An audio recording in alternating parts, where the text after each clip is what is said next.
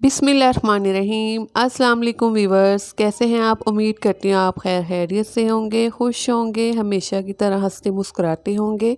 आज मैं आपके लिए लेकर आई हूँ बहुत ही खूबसूरत सा और न्यू स्टाइल में ट्राउज़र का डिज़ाइन। प्रीशे ब्रांड का ये डिज़ाइन है। मौसम चेंज हो रहा है तो इसके लिए मैंने कॉटन का फैब्रिक लिए। जो ट्राउज़र है ये कॉटन का फैब्रिक है, ठीक है। अब जो ट्राउज़र के पौंचे की जो वीथ थी 9.5 इंच थी, डबल फोल्ड करने के बाद। और अब मैंने ये कैनवस पेपर लिया, ये डबल फोल्ड किया हुआ कैनवस पेपर है।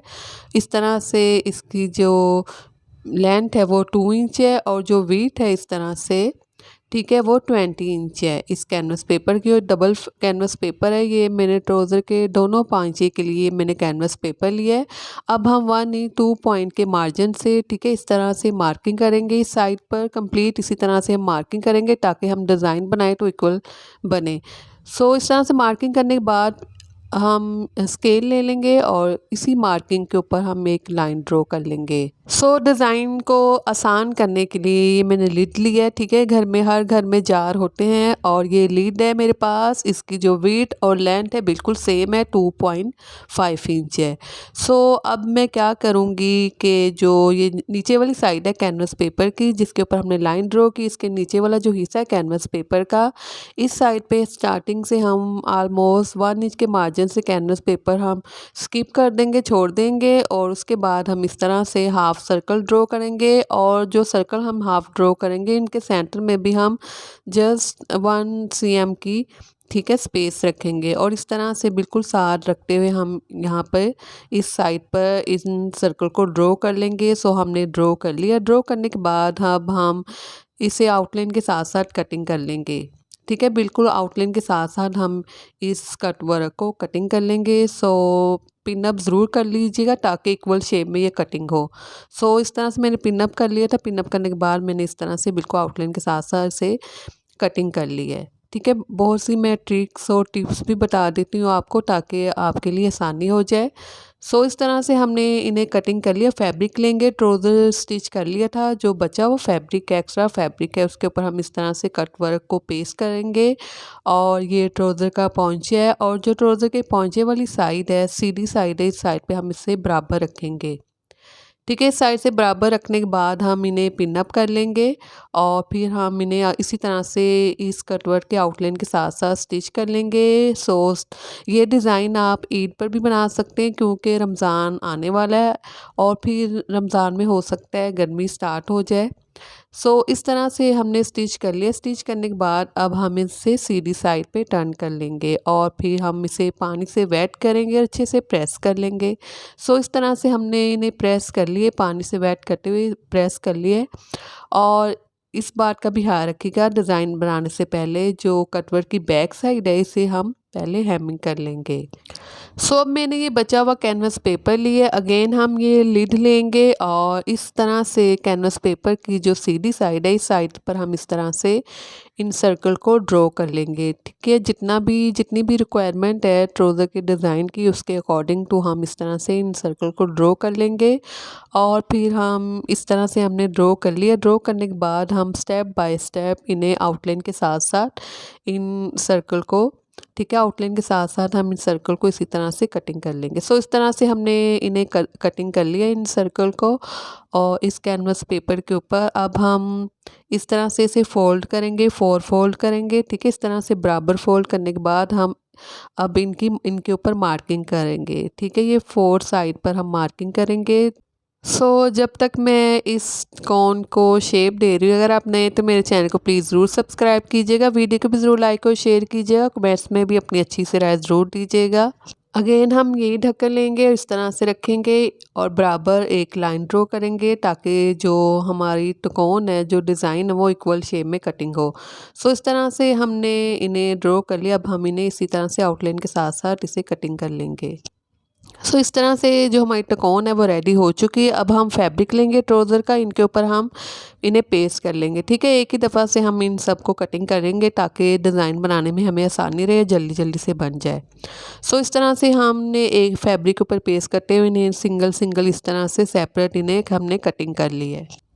इन तकोन को मैं आपको स्टिच करने के बनाने के 2 तरीके बताऊंगी। जो पहला तरीका है वो जो पंजाबी में कहते हैं दादियाँ, ये क्या कजज्जो वाला काम है, ठीक है। इस तरह का मैं एक तरीका बताऊंगी, लेकिन आपने इसे फॉलो नहीं करना। ये जस्ट मैं आपको बता रही हूँ, ठीक है। इसे मैंने 3 साइड से स्टिच कर लिया, 1 साइड इसकी ओपन है, ठीक है। इस तरह से मैं इसे किनारे के साथ साथ थोड़ा सा फैब्रिक छोड़ते हुए कटिंग कर लूँगी, ठीक है। 3 साइड से इसी तरह से कटिंग करूँगी, लेकिन जो इसकी शेप है बिल्कुल अच्छी नहीं बनेगी। तो आपने इस तरह से बिल्कुल इसे स्टिच नहीं करना, इसका तरीका कोई और है, उससे बहुत ही आसानी से आप इसे बना सकते हैं, ठीक है। 4 साइड से हमने थोड़ा सा फैब्रिक छोटे कटिंग कर ली है।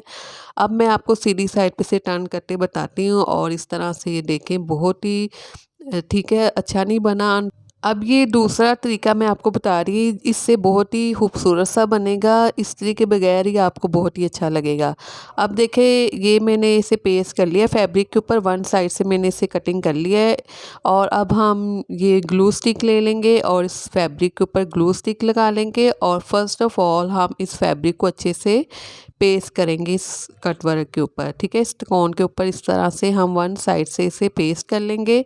अब हम इसका दूसरा फैब्रिक ले लेंगे, बराबर हम फैब्रिक ले लेंगे, और इस फैब्रिक की बैक साइड पे मैंने पेपर पेस्टिंग कर दी है, ठीक है। पेपर पेस्टिंग करने के बाद अब हम जो इसकी 1 साइड है, जो ओपन साइड है, इसे हम छोड़ देंगे, और बाकी जो 3 साइड है, ठीक है, 3 साइड से हम इसे इसी तरह से बिल्कुल किनारे के साथ साथ हम इन्हें इसी तरह से स्टिच कर लेंगे, ठीक है। इस तरह से मैंने इसे स्टिच कर लिया। स्टिच करने के बाद हम इसे भी कट लगा लेंगे, जो बैक साइड का फैब्रिक था बराबर कट लगा लेंगे।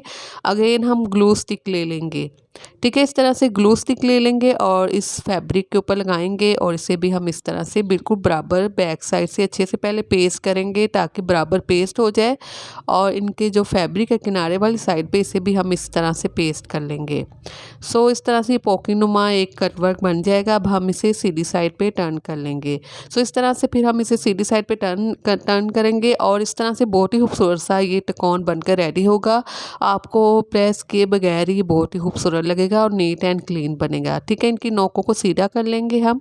सो ये देखिए तिकोन बनकर रेडी हो चुका है। अब ये मैंने इसे प्रेस नहीं किया, और देख लें पहले वाले में और इसमें बहुत ही ज़्यादा फ़र्क है।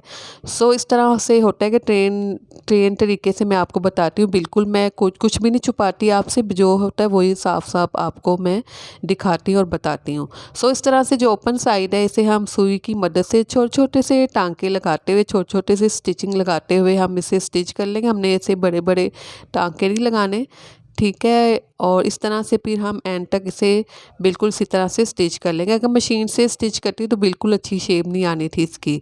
सो इस तरह से फिर मैंने इसे सुई से स्टिच कर लिया। अब कट वर्क की बैक साइड से मैंने हेमिंग कर ली, इस तरह से मैंने इसे तरपाई कर ली है। अब हम तरपाई करने के बाद इस तरह से मैंने इस तिकोन को लिया, और ये बैक साइड है ट्राउज़र की बैक साइड पर हम इस तरह से जो कटवर्क का सेंटर, इस सेंटर में हम इस तिकोन को रखेंगे, सुई ले लेंगे, और सुई की मदद से हम बिल्कुल सेंटर में इसे इसी तरह से स्टिच कर लेंगे, ठीक है। इस तरह से मैं छोटे छोटे स्टिचिंग लगाते हुए इन्हें स्टिच कर लूँगी। और ये देखिए, यहाँ से स्टिच करने के बाद अच्छे से हम गिरा लगा लेंगे ताकि मजबूती आए डिज़ाइन में।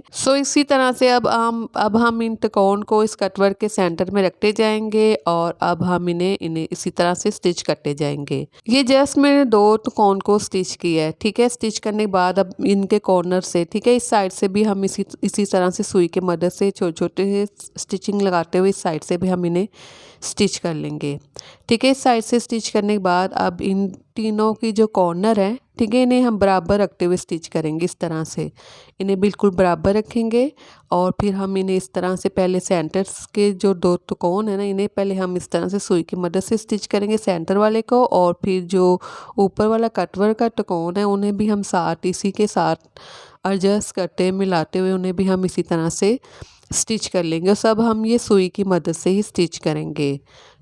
कंप्लीट अब इसी तरह से हम तमाम तिकोन को पहले सेंटर में स्टिच करेंगे, फिर इनके जो सेंटर वाले एजेस हैं, कॉर्नर हैं, ठीक है, उनको हम बराबर रखते हुए स्टिच कर लेंगे, ठीक है। ये मैंने ट्राउज़र के दोनों पहुँचे वाली साइड पे पहले इन्हें मैंने स्टिच कर लिया, साथ साथ मैंने स्टिच भी कर रही हूँ।